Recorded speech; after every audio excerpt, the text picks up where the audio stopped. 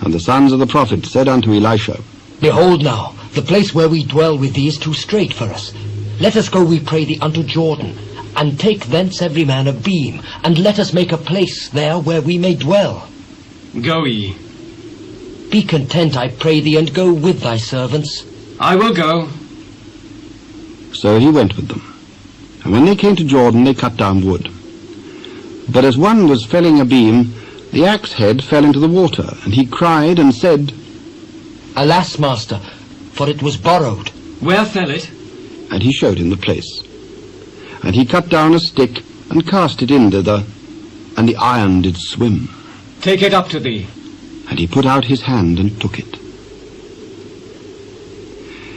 Then the king of Syria warred against Israel, and took counsel with his servants, saying, In such and such a place shall be my camp. And the man of God sent unto the king of Israel, saying, Beware that thou pass not such a place, for thither the Syrians are come down. And the king of Israel sent to the place which the man of God told him and warned him of, and saved himself there not once nor twice. Therefore the heart of the king of Syria was sore troubled for this thing. And he called his servants, and said unto them, Will ye not show me which of us is for the king of Israel? None, my lord, O king. But Elisha, the prophet that is in Israel, telleth the king of Israel the words that thou speakest in thy bedchamber. Go and spy where he is, that I may send and fetch him. Behold, he is in Dothan. Therefore sent he thither horses and chariots and a great host. And they came by night, and compassed the city about. And when the servant of the man of God was risen early and gone forth, behold, an host compassed the city both with horses and chariots. And his servants said unto him, Alas, my master, how shall we do? Fear not, for they that be with us are more than they that be with them. And Elisha prayed and said, Lord, I pray thee, open his eyes that he may see. And the Lord opened the eyes of the young man, and he saw. And behold, the mountain was full of horses and chariots of fire round about Elisha. And when they came down to him, Elisha prayed unto the Lord, and said, Smite this people, I pray thee, with blindness. And he smote them with blindness, according to the word of Elisha. And Elisha said unto them, This is not the way, neither is this the city. Follow me, and I will bring you to the man whom ye seek. But he led them to Samaria. And it came to pass, when they were come into Samaria, that Elisha said, Lord, open the eyes of these men, that they may see.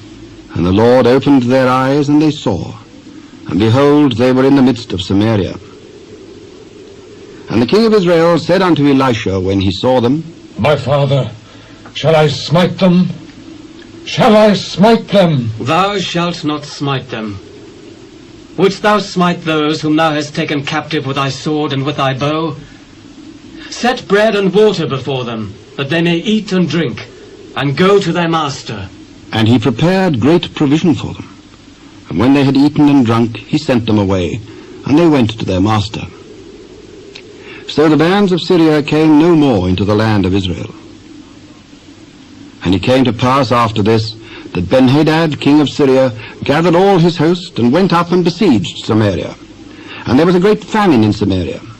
And behold, they besieged it, until an ass's head was sold for 80 pieces of silver, and the 4th part of a cab of dove's dung for 5 pieces of silver. And as the king of Israel was passing by upon the wall, there cried a woman unto him, saying, Help me, my lord, O king. If the Lord do not help thee, whence shall I help thee? Out of the barn floor, or out of the winepress? What aileth thee?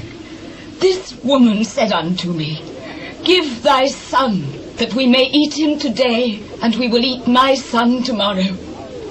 So we boiled my son, and did eat him. And I said unto her on the next day, Give thy son, that we may eat him. And she hath hid her son. And it came to pass, when the king heard the words of the woman, that he rent his clothes. And he passed by upon the wall, and the people looked, and behold, he had sackcloth within upon his flesh. Then he said, God do so, and more also to me, if the head of Elisha the son of Shaphat shall stand on him this day. But Elisha sat in his house, and the elders sat with him. And the king sent a man from before him. But ere the messenger came to him, he said to the elders, See ye how this son of a murderer hath sent to take away mine head? Look, when the messenger cometh, shut the door and hold him fast at the door. Is not the sound of his master's feet behind him?